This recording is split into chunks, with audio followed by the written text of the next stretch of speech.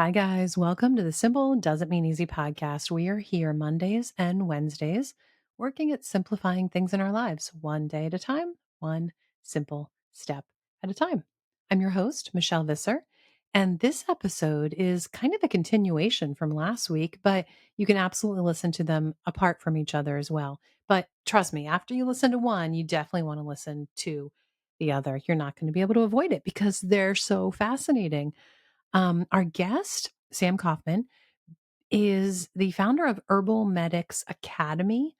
Go to herbalmedics.academy to find out more about that. It is mind blowing, amazing. It's a resource available to you and me that will literally help us understand plant medicine and how to be more sufficient with our own health and medical needs.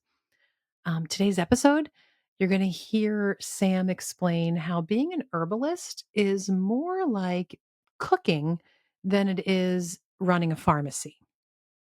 Really cool comparison that he does. You're going to like that. And he's talking about eating your plant medicine. And he's talking about an herb that we would call a weed that I'm pretty sure grows in every part of our nation. I'm pretty sure it grows around the world. It's easily accessible, and he's talking about amazing ways to use it for more than one, for a lot of different ailments.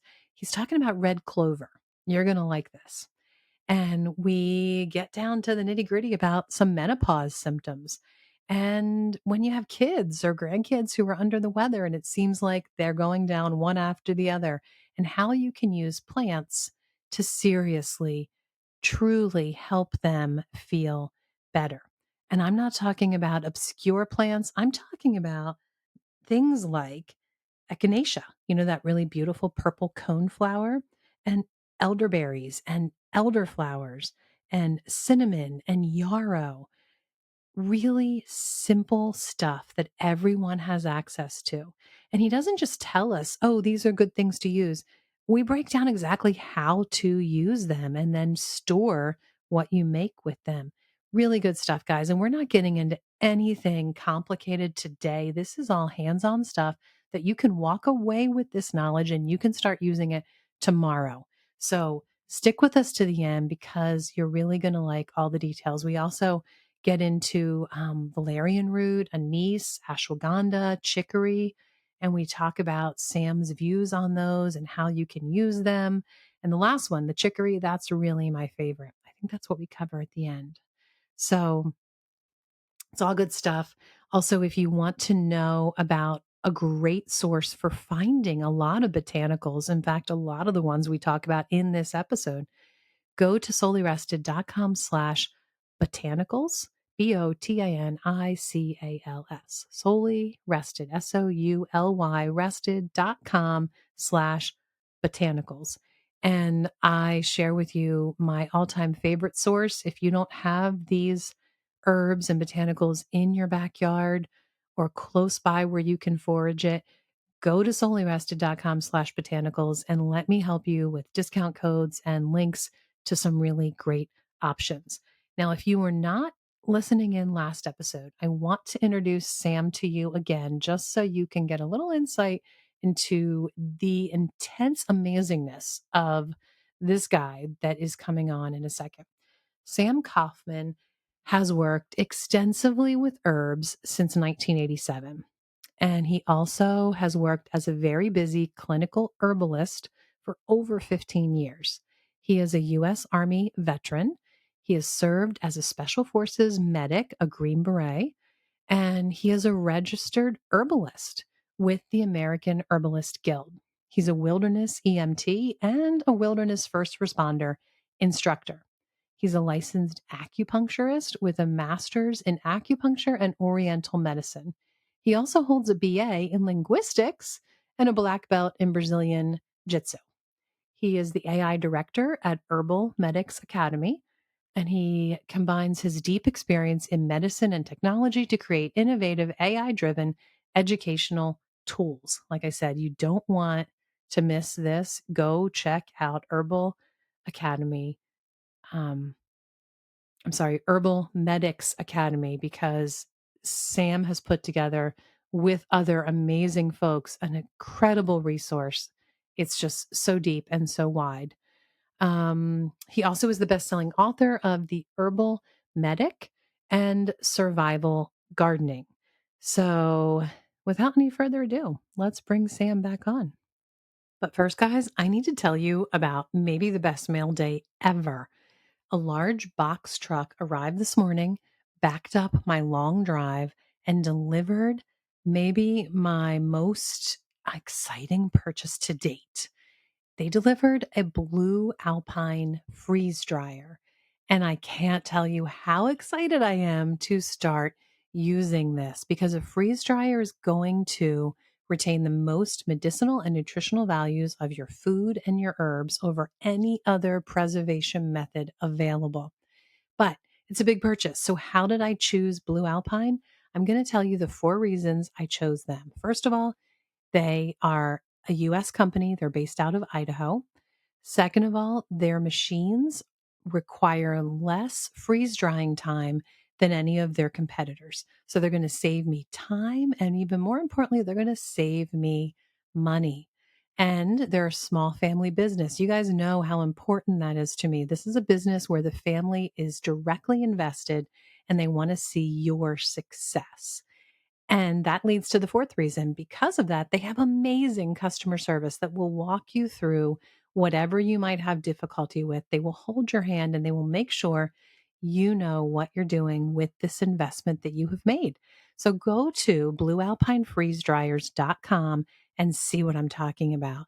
Look at the quality and find out for yourself. If it's an investment you are ready to make, be sure to use code solely rested for a sweet discount. BlueAlpineFreezeDryers.com. So, Sam, thanks so much for coming back again today because last week when we talked, you gave us so much insights into so many things. And you also just scratched the surface on so many things. I mean, heck, I might have to have you back again, some of this stuff. But I definitely want to tell everyone to go back and listen to last week's episode to learn all about you and your specialties and so much insight that you gave us to traditional medicine versus Chinese medicine and plant medicine versus pharmaceutical. So much good stuff. So, definitely, if you didn't catch that and you're listening today, go back and check that episode out after you listen to this one. So, Sam, really briefly, I guess if you could reintroduce yourself, tell us a little bit about yourself. I know that's Sure. hard because you could Right. take an It hour. is. I Yeah. know. Former Special Forces medic, um, 10 years total in the Army over two different terms of service. And I am a licensed acupuncturist now. And so I've obviously passed all the boards for that and went to have a master's in acupuncture and oral medicine. I'm a clinical herbalist as well. I run the school Herbal Medics Academy. I run the Mhm. store herbalfirstaidgear.com and an apothecary and a clinic. And I've been a clinical herbalist for over 15 years. And I've been, teaching or working with herbs for over 35 years now. So cool. And I asked you to come back this week because there's a few things I just wanted to throw some thoughts at you and get your responses to thoughts on specific herbs and specific um, things that people might be dealing with in their family as far as, sickness or health issues that maybe you could just give. I know it's impossible, but just give us some simple ideas into some simple herbal kind of symptoms versus not symptoms, herbal remedies is what I'm trying to say. So we'll keep it really simple. I know that your depth can go way beyond what we can do in this short episode, but before we do that, I wanted to ask you. I heard you say recently that being an herbalist is more like cooking than pharmacy. Can you tell us what you meant with that? Because I found that Sure. fascinating. Yeah, I still think to this day that the best way to really determine what an herb does is having really good organoleptic or organolepsis, right? Organoleptic faculties. In other words, how does the herb taste? How does it feel? And after you've worked with it a long time, the concept of having like a ratio of 1 to 3 or 1 to 4 or 1 to 5, whatever, in a tincture is such a misnomer because depending on when the herb was harvested and what part was harvested and how it was used and how it was prepared, a 1 to 3 could be horrible compared to like a 1 to 5, which should technically be less strong. And then when you start Mm. getting to multifractional extractions, whole nother world. So what I'm getting at here is that every time you run a batch, so you're taking a taste, you're able to look at it, you're able to get some kind of, if you're a clinical herbalist, hopefully, as well as an apothecarist like we are here, you can really kind of see the actual effects and compare them and understand, hey, when I did this with a 90% alcohol extraction first, it worked a lot better than when I was doing a water extraction first, and so forth. So that is Okay. cooking to me. That is organolepsis, and that is cooking. That is not so much. It's not that there isn't a science behind it. There is absolutely an art and a science to herbalism. I'm not saying that there's not, but it goes beyond just saying, hey, this particular constituent comes out more in alcohol, so we're going to only do that, or Mhm. this is all we're concerned with, and a single. It's very easy to drop into that kind of pharmaceutical mindset of like it's a single constituent. It's berberine, or it's cordycepin, or it's whatever, miltiorizin or bicolin. You can go through all the different constituents, and yes, they are important. No, excuse me, no question about it. But the actual extract, I'll give you a really good case in point. The first time I really started doing multifractionals was with Chaparral, Luria tridentata, right? Which is, the Southwest plant that literally there's an entire region named for the Chaparral, ecosystem. Hmm. And it's also the oldest plant in the world, by the way. There's one that's in Southern California that's something like 11,700 years old or something. Hmm. So oldest living plant, I mean. Yeah. Um, Wow. Amazing plant, right? And always traditionally, at least in modern 20th century and even 19th century herbalism, the extract that was known was with alcohol, 95% alcohol. It's very resinous. So it pulls this, so you need an alcohol to do that. And I was talking with Paul Bergner once. I remember specifically the conversation. He's a friend and an amazing herbalist himself, of course, and founded Colorado School of Clinical Herbalism back when it was named something else when he started it. And he was saying, why doesn't anybody explore a water extraction of chaparral? Because it was used, it's been used for thousands of years, and long before alcohol was used to extract it. Hmm. Indigenous peoples were using it this way, right? And I was like, well, that's an interesting question. So then I went back, and this was back when this was like whatever, 16, 17 years ago. And I was like, man, let me try this. So I did an alcohol extraction. I took the same mark after I strained it, or I did a perk tincture, I think, and took that mark, and then I put it through a water extraction. And then I found that I really had to I had to get about 20% glycerin in there. And I knew I would. I think maybe even my first time I didn't know that, but I knew so I ended up putting in 20% glycerin during the heat of the water, the decoction portion, because otherwise it just precipitates really badly. So then I mixed those two together, and oh my gosh, the result, which was probably, if you went by ratio, was probably like 1 to 15, right? So technically far weaker, quote unquote, than like a ratio of 1 to 3. Wow. But if you did the measurements before and after, that's probably what it would come out to about. And so that chaparral has been our chaparral from then on. That's how we make it, and it's just Wow. incredible. It's a whole different chaparral. It's levels of difference, and it's so much more clinically potent for everything that we normally use chaparral for. Which internally, of course, it's toxic. You have to be careful. It's a dropwise normally, even in our formulas, but very effective for any herpes family virus you can imagine. Shingles, HSV1, HSV2, topical, internal, and then many other things we've used during COVID. Inhalation of steam inhalation of it, or even nebulizing it with other herbs is just like it's a whole world unto itself. And that water extraction makes it a whole different thing. So my point to that Hmm. is what you Wow. think about how you're extracting an herb and working on it is maybe totally different than just, hey, it's got resinous constituents. We got to use alcohol. Right. Wow. And we talked last week about empirical evidence and the fact that like the Western world doesn't really think there is a lot of empirical evidence for herbs and we blow them off so easily, but actually it's the opposite. We have, I feel like, more empirical evidence almost of We herbs and do, and yeah, and they, so I have given lectures at med schools and so forth, and it's always some little, fresh behind the ears like med school. And I went to med school 42, and it was an MD school, not a DO school, and all the students were like, 22, 23, or K through meds, right, like 23 years old, and here I am, I'm twice their age almost, yeah, and it's and a yeah, green so beret. and yeah, and I mean, and I had a respect of a lot of them. It was fine. And I'm not complaining, but I'm saying I've given talks since then at med school classes. And a lot of times when you get that kind of a class, you're going to always at least have one guy in there, or somebody in there, a student in there, that's going to say, "Are you just talking about anecdotal evidence?" It's like, no, man. When we're talking about thousands or millions of patients, it's not anecdotal anymore. I'm sorry. You can just take that word and go fit it somewhere else, to work with a pharmaceutical, Yeah, because that's not what we're talking about here at all. So absolutely. yeah, that's the problem, is that, there's just no recognition of that, because Yeah. there's no money behind it. There's Oh, no way. that's what it all comes down You to. can't license a Absolutely. plant. At the day that you could, oh my gosh, it would be the cure to everything. It would be a cure to cancer for the day that it can be licensed. Absolutely. But thankfully, it's not, and it hopefully never will be. Absolutely. And the funny thing is, again, in Western world, we don't have an idea of the history. We so much get like we think our history is big. Oh, we've been here 400 years. But, when you go to Europe and you see true history, it's kind of the same with medicine in the sense that we think, oh, aspirin's been around forever. Well, actually, no, but medicinal plants. Now, let's talk about 10,000 years ago and what they were doing with medicinal plants, right? But Yeah. we're blind to that.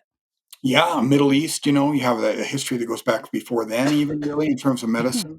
And then in China, that was Zhongguo, that was the Middle Kingdom. That was the center of the, established modern planet at the time, for Oh, millennia, yeah. really. I Oh, mean, yeah. there was breaks in there during some different huge historical events, but basically, that goes back millennia, you can say, of Yeah. usage.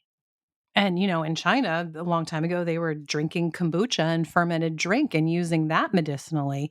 Yeah, So that makes me think about my next question for you. I want to talk about, you've also talked about eating your herbs. And, you can use herbs in simple ways. For someone who knows nothing about a multifractional extraction like myself, I do know that I can grow herbs and I can make some really delicious teas that can serve me and my family medicinally. I can, use them in my kombucha as well.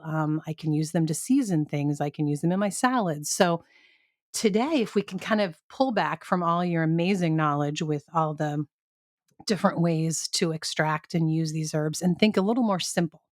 And like, can you give me, if I name some things that I know my listeners struggle with, can you give me some ideas of some herbs that maybe we can use in a simple way? sure. Like, this is a big one because there's so many symptoms. So you can just pick a few symptoms if you want. But menopause is a huge thing that people ask me about often. I'm in the middle of dealing with it myself.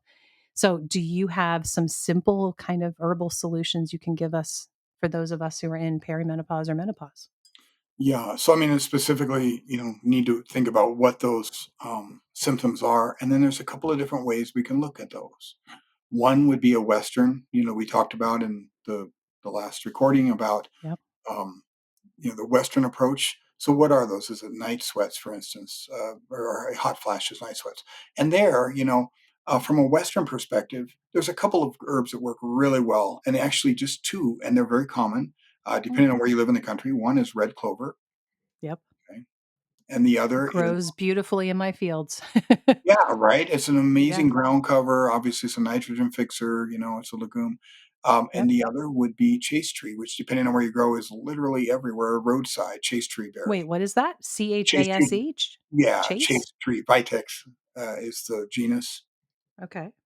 and it's an ornamental. It gets sold as an ornamental if you're in California or Texas, or you're going to find it in your hardware stores in the plant section even. I love that. When people have these beautiful beds of plants and flowers, and I'm looking at it going, do you know you're growing medicine there?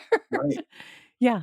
So tell me more about that. So chase treeberry is traditionally has been used for what we would call maybe regulating or balancing hormones, right? In particular, progesterone. But progesterone, estrogen levels are obviously, as you get into this, perimenopausal age, are going to vary and they're going to change. And so chase tree berry, I've found. So I do this one formula. And it's one of the most of my formulas have 5 or 6 herbs in, but it is one that works really well just this way. And I can't remember what we call it. I think we call it cool pause, like Pause, Yeah. Instead of not like a menopause, dog trying to paw, be right? cute Yeah. there. Right. Yeah, we were Uh-huh. gonna right. I was gonna, if we ever make a canine version of it, it'll be PAWS. But so cool pause. Have a picture of my dog Lucy with sunglasses on and call it cool pause. But in fact, that's a good idea. Anyway, it is So is it that just the is berry? It's 75% berry and 25% red clover is what I found to be a good balance Oh, about with those. okay. But you could do it even 50-50. So for like night sweats, for hot flashes, that really helps people symptomatically. Again, it's a symptomatic approach, but yes, Okay. that's a good one. But for an average person who doesn't have your lab on hand, how do they use these 2 things? I know for red clover, I'll just dry it and put it in my tea. I don't know. Absolutely, and you can. Okay. There's different constituents, this goes back to multifractional. There's some other constituents in red clover that are come out only in alcohol, but not for this. For this particular usage, you're absolutely fine just taking red clover, drying it and putting it in tea, and the same thing with chaste tree, and it doesn't they both taste pretty pleasant. They make a good tea. Sweet, sweet. I need to look up these berries. I actually have not heard of that one. Okay. What about someone who has young children or grandchildren and they seem to always be fighting, cold symptoms or uh, Right. things like that? What would you do? What would a really simple Yeah. thing? So one of the kind of the game changers for a lot of students that come in through our HMP, we call it Herbal Medicine for Professionals. It's like our entry level course, and what we do is we send out the herbs, and in the medicine making portion of the course, I teach you a percolation tincture. Well, the herbs we send out are what we call our lymph formula. And I have had so many people tell me this is a game changer. Hmm. Our kids are all, kindergarten, elementary school, and in one time one of them gets sick, they all get sick. Yeah. And the key is here, I think, with herbs, and from a Western perspective, is one thing that herbs do really well, or can do really well, is tonify and support the immune system. And by that I mean the movement of lymph, our general immunity to viruses that come in through the mucosa. And so one of the ways we can do it, there's a few, and I'll tell you a couple. One of them is to be able to use herbs that support the lymph. Now, some of those herbs are poke root, which is very strong and even and toxic. You have to be careful how much you use. It's a dropwise if you're using it by itself, or you're putting it with other herbs. You use about a half part of that compared to the other herbs, but you can just take the herb and dry it and use it that way. It's one of those herbs you want to use gloves when you're handling it, because the first effect, if you get too much of it, is nausea and even vomiting. And I've had that happen to me, just not Mm, paying attention and handling it without gloves. So you have to be kind of careful. And by handling it, I mean like chopping up large roots and working with it for a couple hours, right? I'm not just mhm, talking about touching it for a minute. That's one. That's kind of a hallmark one. Another one that works well, that's very gentle at just moving the lymph, is known as is red clover, and that's mm, another thing that the red clover does for us. mm, And another gentle one is cleavers. We consider it to be a gentle, both a urinary tract stimulant, but also a gentle lymph mover. Cleavers is one of those where it's a bed straw, or no, is it called bed straw? It's got like a Velcro-y kind of feel to it, and kids will mm. play with it and throw it on each other because it sticks on your clothes and stuff, just like a Velcro. Okay. Um, it used to be used as bed straw, actually. It's like because you can just when it grows, it just grows in abundance, and it's like gathering huge armfuls of hay, and the stem is actually edible. We used to freeze it and use it as kind of like a vegetarian or a gluten free pasta, but the leaf is what we want for the cleavers there. Mm, So those are a couple. There, red root, a ceanothus species, is another one that grows. Is fairly common in the Southwest as well. That's a really good lymph mover. There's some others like ocotillo, that's not as common unless you're really far south in the okay. Southwest desert. But Well, the one that so I those are know some that you lymph mentioned movers. that I think everybody probably has access to is red clover. How would you use Absolutely. that with a young kid who's, their sister has a cold, they're coming down with the different symptoms? Okay, How would you so use if red I was clover? going to make a formula, so then one I haven't mentioned is echinacea, and everybody knows echinacea, and you Everybody can knows get it echinacea, anywhere. those Right. beautiful cone flowers. Yeah. Right. And then another Are one you that talking everybody knows flower or that we leaves, can by the put in way? here. Yeah. Let me get to that for just Yeah. a second, but I would say another one to go into that mix that everybody knows is going to be elderberry and flower. Flower Elderberry, preferably. yes. The So everybody flower. Now, loves people will elderberry use syrup, the but berry, but they don't talk about I'm elderflower talking about and the the flower. So yeah. if you can get the flower, I prefer it, but if you're using Okay. the berry, that's fine too. Okay, so Okay. let's say here we have elderberry and or elderflower. We Mhm. have um, we have echinacea, and here what we're Yeah. talking about is echinacea flower of the purpurea species in particular, but just any, so the purple cone flower, but any Yeah. flower of any echinacea species will be Okay. you can use certainly. Okay.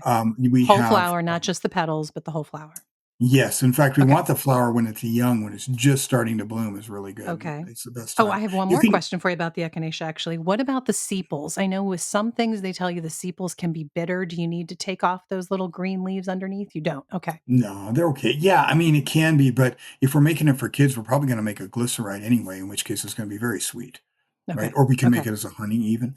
Okay, Yeah. so echinacea flower, what else did we say? We said red clover absolutely Red needs to be clover. in there, right? Hmm. A little bit of cinnamon is useful here, and this is more from a TCM perspective, but this is Yep. a really good kind of immune from the idea of the immune system is different in TCM, but cinnamon could be said to oversimplify it that is kind of a strong immune support as well. Okay, and it great adds a great flavor to it as well. And then we could add even a little bit of yarrow in there. I like to put in a little Hmm. bit of yarrow. If they're already getting sick, yarrow is good. A bone That's set, if you have that another. growing, some places in the US, it just grows like crazy. I was just And going to so, say it's a great flower for anybody to find along the roadside, even. I feel like it grows absolutely. prolifically. Yes. So you're Right. using the bloom for that? You can use the leaves as well, though, right? You can. And the same with echinacea, I meant to say, you can use the Okay. leaf. It's not, as, in my Okay. opinion, as effective, but you absolutely can use it. And Okay. yarrow, we normally use the flower, but you can use the leaf for yarrow as well. You can even use the root of yarrow, honestly. Have you grabbed my totally free meal plan? I have a week's worth of delicious dinner plans all ready for you. The recipes you need, the plan ahead that you need, just go to soulyrested.com/beef, BEEF. And I am going to share with you a week's worth of dinner plans that are high in protein, filled with really good meat. Speaking of meat, have you checked out 99 Counties? I know I've been talking about this platform for a while because I'm super excited about them. They are connecting consumers like us who genuinely care about our food to small family farms across the Midwest that would have no other way of meeting us. But this platform is connecting us. And you can get a box of amazing regenerative meat. I've been so happy with every cut that we've ordered. You can get it delivered to your door. You can also save $30 off and enjoy free shipping. And there's a special going on for a very limited time that you can even add extra meat to your box for a year. Go to soulyrested.com/beef and I give you the links and the information there. Or just go to 99 counties and use code solely rested, SOULYRESTED, to get that $30 off and make sure you pick your free choice of meat for a year. Go check it out. Okay, so that gives us a big kind of a panoply of different herbs that we could put together and make into Okay, a so really just good to tasting. summarize, we're doing yarrow, cinnamon, elderflower, echinacea flowers and leaves. You can use the yarrow leaves too, and red clover. Again, Red probably clover. leaves and bloom. I just use the bloom, but Just the bloom generally okay. is what I use. Yeah. Okay, so what do we do with them? So you could do something like just throw that into a decoction, put it into a pot of water, Yeah. and put it on a simmer, not a rolling boil, but a simmer, a low simmer. For half an hour to 45 minutes, and then just strain it if you wanted to, and add some sweetener. You could put a little bit of glycerin in there if you wanted to kind of help sweeten it as well while you're doing it. And that's glycerin is a solvent as well and help pull those things out. Mhm. You could literally infuse a honey with it. And with the honey, you Mm, generally to get the enzymes, if you want the enzymes in honey, you got to keep it below 120 degrees Fahrenheit minimum, and even lower would be better. But you can do that and infuse it for a couple of days at 110 degrees or 120 if you have maybe a Can sous you just vide or infuse another it way at to do room that. temperature? Yeah, it's just not. It's going to take a lot longer for that to happen. Okay. So it's going to. But if you Okay. want to let So it if the sit for a kids are long sick time, now, you need to use the low heat. yeah, If you're just preparing it for next month because you know cold season's coming, you can you just put can. it in the honey and let it sit in your cabinet for a month. You can. Yeah, it's still probably not going to be as good as when you heat it, honestly. But you can absolutely. Okay. Okay. Okay. And so then you can strain it, right? Whether it's a decoction or whether it's a glyceride or whether it's got a little bit of glycerin in it or whether it's got a little bit of honey. You can add all those things in as you're making it too. There's nothing that Mhm. says you can't add honey to your decoction, your water decoction, because it is a solvent as well. There's nothing that says you can't add glycerin to that. And then you have a Okay. non-alcoholic. So the problem is Yeah. making it shelf stable now, right? Because Okay. shelf stability is the issue. And for shelf stability, we need one of two things. Well, for long term shelf stability, we need either 30% alcohol well, technically 20%, but I always say 30% because that way you're really safe. 30% alcohol, or for indeterminate shelf stability, I would say 80% glycerin. So in other words, a minimum of that, or pure honey, like pure honey will be stable by itself. But if you have like 50-50 honey and water, you've diluted enough with enough water there that probably in a few months you're going to start seeing mold. Okay, makes sense. If you have the room in So your fridge, though, you could just take your you decoction, add your honey, and put it in the fridge, right? you can put it in the fridge and that'll give you a few days at least. If it's just water decoction and there's not, and that's it, then, in other words, water makes up like 90% of what you've got there. You've got maybe Mhm. 5 or 6 days. You can also Okay. freeze it and throw it in the freezer in ice Oh, I cubes love that and pull them out idea. later and Yeah, dump them that's in. perfect. Excuse me. Okay. I love it. Okay. Um, so what about let's talk for a second about proactively preventing something if we can. For instance, my father, when he passed away, he was battling Alzheimer's, and my mom fought heart disease for a long time. So these are things that I think about that I like to be proactive with because I don't want to ever have the symptoms of these problems. Are there things you could recommend herbal wise that we can just add to our everyday life in some simple way to help prevent things like that? I know in our last episode, you mentioned, and we didn't go deep into it, but you mentioned ashwagandha. That's something Yeah. that people can grow in their gardens.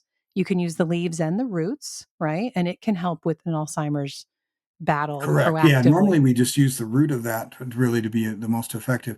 It Okay. can, and absolutely can do all those things. Ashwagandha by itself is something you have to be a little careful with, in my experience, just because some people have it can affect them, and it's I'm not going to say at best maybe medium toxicity, but it just can Mm, affect. okay. Some people can get really irritable, can get kind of hyped up with it. It can Hmm. be hard for them to sleep even, and then other people it's one of those that has a nervine effect, and indeed it kind of has a two-part. We were talking earlier about the idea of organolepsis, and there's another term I would throw out here that is called amphoterism. And amphoterism is a term that we borrowed from chemistry as herbalists that says, hey, we can find that a compound behaves one way in an acidic environment, but an entirely different way in an alkaline environment, for Hmm. instance. And what we can say is that herbs will behave differently with different people based on what their body's using and it needs, because again we're talking about thousands of constituents. Your body knows what it needs oftentimes. This is the case with a lot of things that have to do with the nervous system and nervines, as we would call it, or like you were giving an example of Alzheimer's, and or anything where the nervous system is directly involved, can vary from person to person. You might find that one person, you give them some passion flower, for instance, and it's so calming. You give them, a half teaspoon of passion flower, and in a half an hour they are in bed asleep, and like don't Mm. get between them and the bed. They got to sleep. And another person, you give them a half teaspoon, and it's like, yeah, it'll calm them down a little bit, and I'm talking like same weight and everything, not talking, Yeah. weight difference. And but it just really, it's like, yeah, whatever, it's okay. But the same person might be very affected by skullcap, and one person isn't, or Mm. pedicularis, or whatever it may be. So nervines are like that a lot. And so with ashwagandha, it definitely has a certain, people call it an adaptogenic herb, which is kind of a very loosely termed herb that's been overused for marketing, but basically an herb that helps your body adapt to stress in some way. And it Mhm. certainly is. And a lot of times the adaptogenic herbs, quote unquote, and the nervines can kind of work similarly. And in that regard, they also work well together.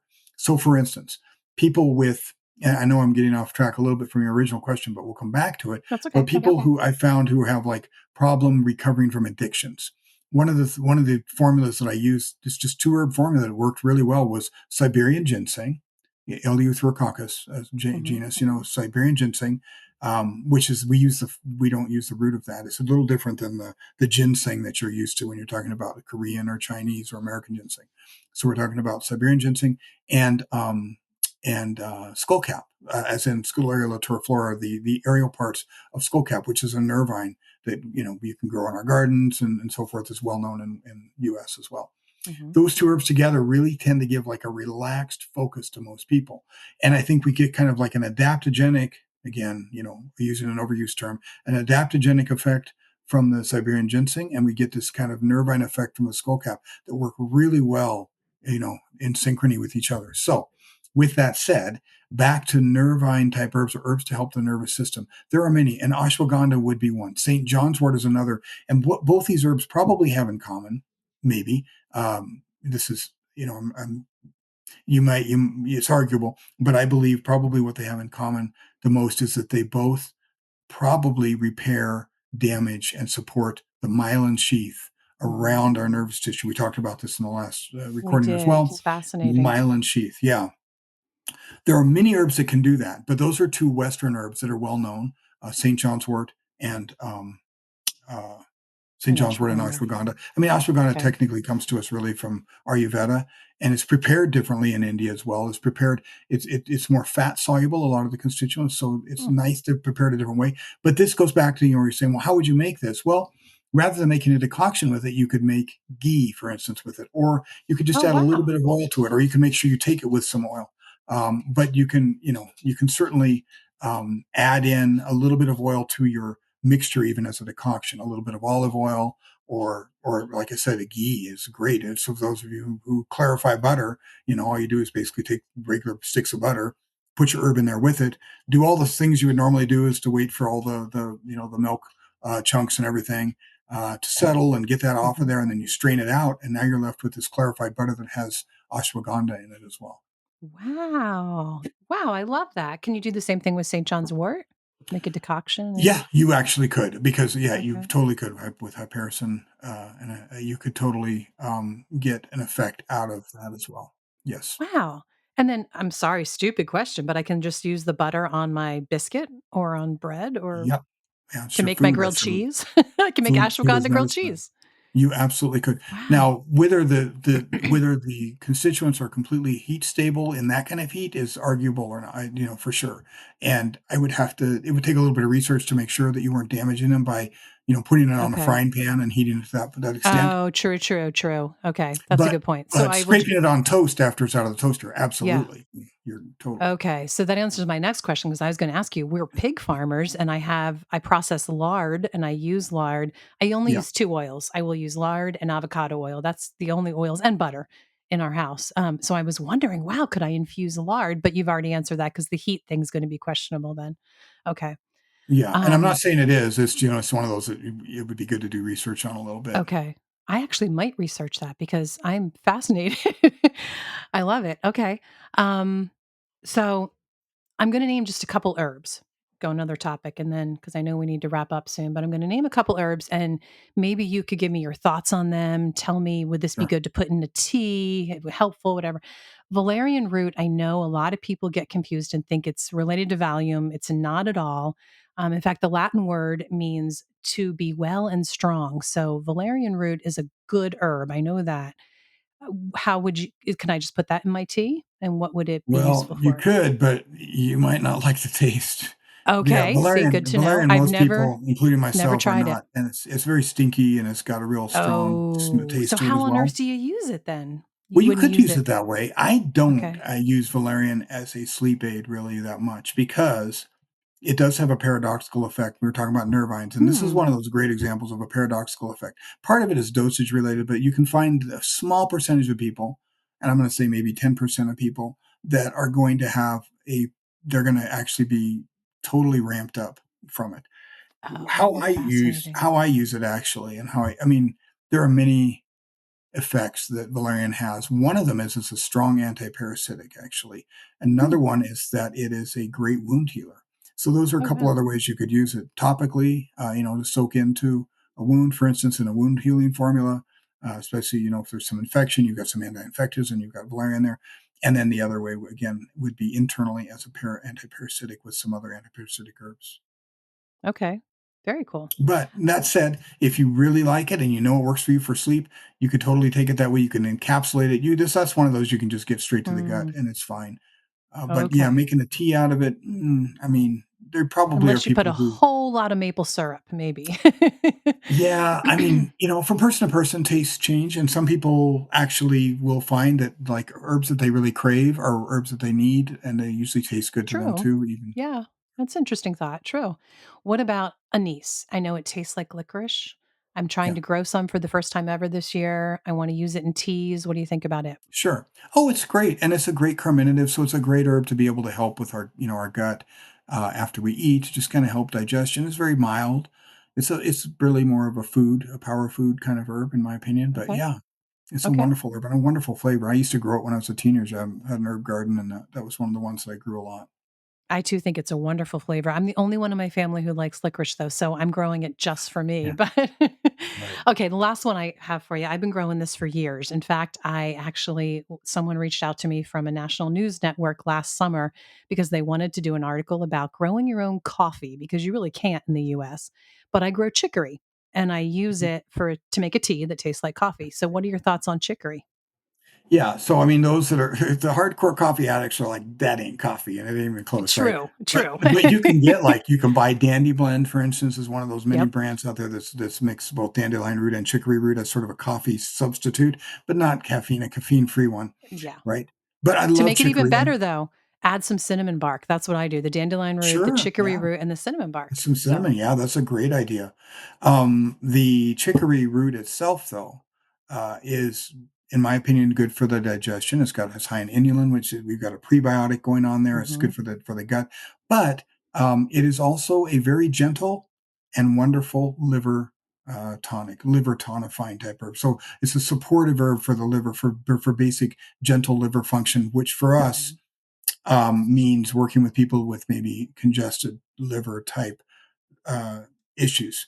That's a whole nother lecture that I could get into regarding our gut, all the stuff over the years that we eat, and eventually, we get liver. We end up with, so from the gut through the brush border, the portal vein into the liver, and over time, we get this kind of congested liver type of function. Well, the liver also, we need healthy bile in order to be able to digest our proteins and most importantly our fats as they come out, from the stomach yeah, into the small intestine.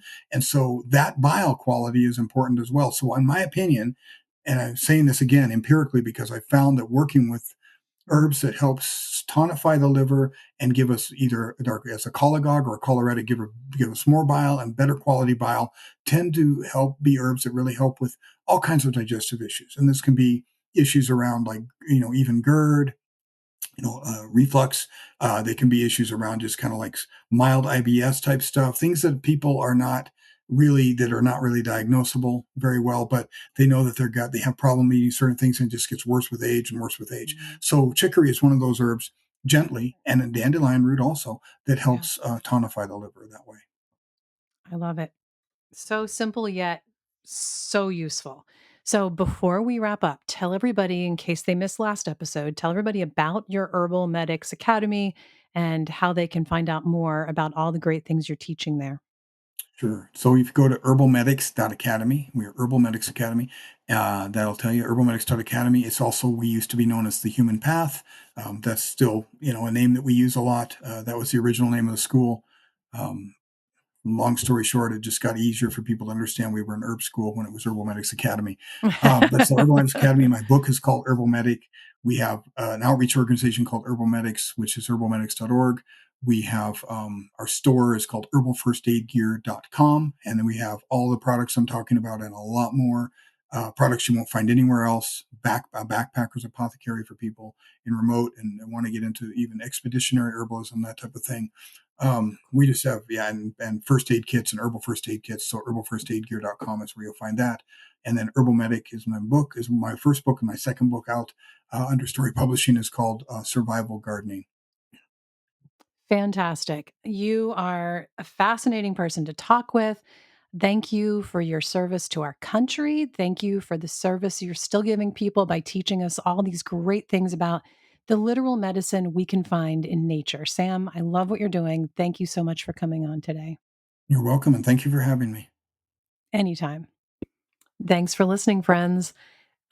Be sure to go check out Herbal Medics Academy and all the greatness they have there.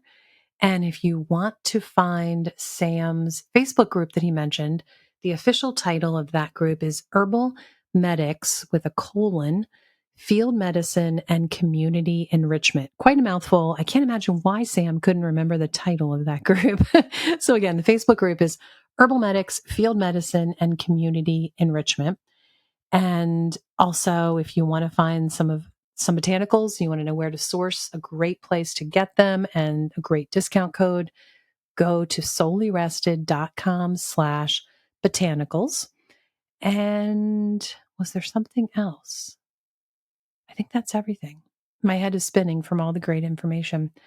Um, I hope that you can walk away from this with something very practical and at least one botanical or herb that you can very easily incorporate into your life for a very specific reason. That was our goal, at least. Also, as always, I want to remind you to go over and leave a review on your favorite podcast player or go to Apple Podcasts, look up Simple Doesn't Mean Easy and leave a review there.